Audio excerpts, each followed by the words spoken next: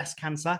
It's Nikki Barraclough. Good morning. Good morning, Dan. How are you? I'm very good. Thank you very much. Thank you so much for joining me because I know you're a busy, busy lady and it's stuff. First and foremost, I've got to commend you for all the amazing work that you're doing, even just me reading up on what you're doing, because it is a 24-hour job, I'm going to say, awareness and things like that. And we are obviously going to be Absolutely. talking about the seriousness of it today, but in a light-hearted way. Yeah, absolutely. I think it's really important that we break down taboos and get people talking about the importance of being body aware as well.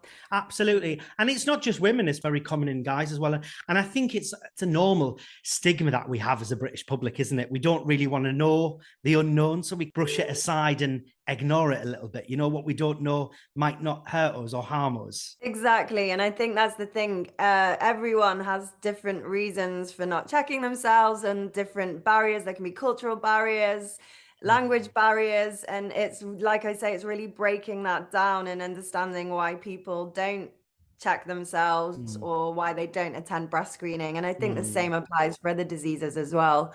You're right, you don't want to bother a doctor. So yeah, when most doctors I know do want to be bothered. Mm. We live in that fear, don't we? We live in that fear, Yeah, and it is a basic thing, and it's overthinking. And most of the time, it's not as bad as what we'd expect or imagine it to be. exactly. And also, if it is the worst news, the earlier it's found, the better. So So it is yeah.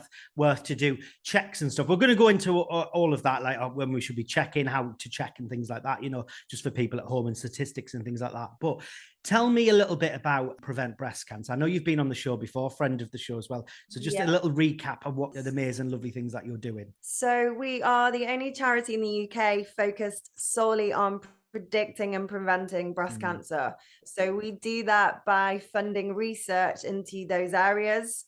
So we fund research into gene research, early detection, and improved screening, preventative drugs, and risk reducing factors. So that's kind of the science bit. Mm.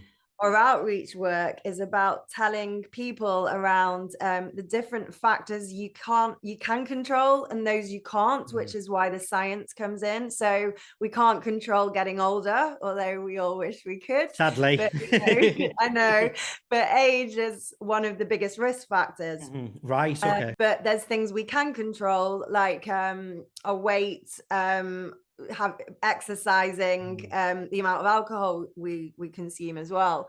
But we also go out and about and talk about signs and symptoms, because breast cancer doesn't always present just as a lump.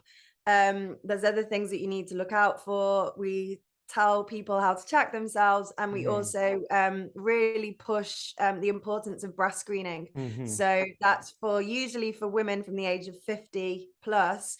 Right. So our message is, if you're listening to this, tell your mum, tell your grandma, tell your aunt, tell everyone not to ignore that letter when it Yeah. arrives. And get along, because a lot, like we said a few minutes ago, a lot of people put it off and put it off, or they think I don't need it. The fear factor, all of that comes into play. Yeah. You know what I mean? All these things. You're doing things to prevent all this, hence the name and stuff, all the earlier signs. That thing. What are the signs, without going into it too much and scaring people, but the signs and symptoms to look for? So, the most common symptom is a lump. Yeah. Mm-hmm. But what we say is it's about knowing your own body. Mm-hmm. So, and this is something I feel really passionate about. It's telling girls from an early age not to be worried about breast cancer, but actually to not be afraid to look in the mirror and know what's right for you. Yeah. So Mm-hmm. obviously our bodies change, women's bodies change over the months with hormone changes. So what we say is, pick a day, a similar day after your period. So I put a reminder in my Right. phone to use that day to actually, that's when I'm going to just do a few checks. So what we usually say is if something changes and you're concerned, so it could be, symptoms could include like an orange peel effect, or in rare circumstances, you can have changes to your nipple and it can become inverted, or I've heard of women who've had a bleed in the nipple. Right. Things, Okay. if something's not Mm. normal, or if there is a lump, because most of the time women can find a lump, Mm. then it's monitoring it and going to your doctor. Mm-hmm. Um, But the reason we talk about breast screening from the age of 50 is because a lot of the time lumps can't be detected by hand. They're picked up earlier on the X-ray, the mammogram. Right, yeah. And that's when, breast cancer can be diagnosed at an earlier stage as well. Right. So as much as you are maybe checking every day or weekly or whatever, you may miss something that might be picked up in a screening. Yes, exactly. And we wouldn't, I think the doctors would advise check once a month.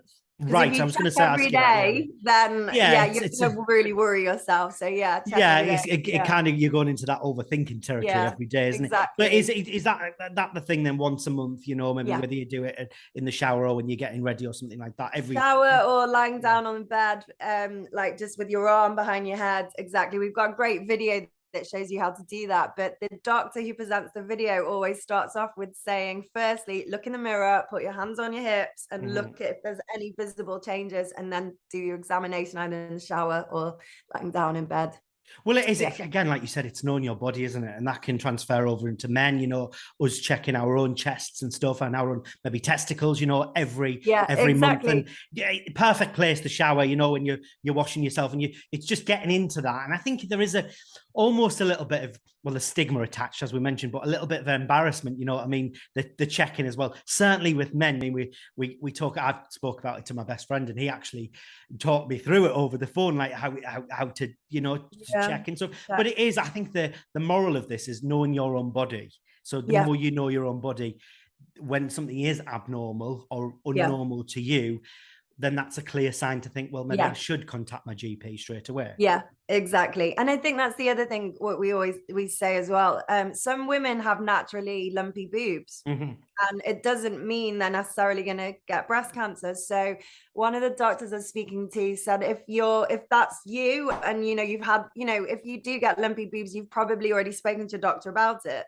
So he suggested having your drawer on your bedside table, drawer where the lumps are that you know. Got you, right. Okay, when you next check, if they've moved or that there's another one, you can keep track. So you've got that information for if you do need to get it checked out as well. Yeah, it is, like I said, it is just a case of knowing your own body, getting in that monthly, you know, cycle of checking and stuff. And then maybe, I know it's easy for me to say, Nikki, not panicking if something is abnormal. And then, like I said, it's very easy. Contact your GP if something is abnormal, because then that's probably I would imagine that's the stage where people do maybe find something and they put it off and think, we're very good as a British public to think if we ignore it, it will go away. And I'm sure that's the case for many cases 100%. And doctors and things like that. You hit the nail on the head. The doctors probably want to hear from you if something is, you know, out of sorts for you.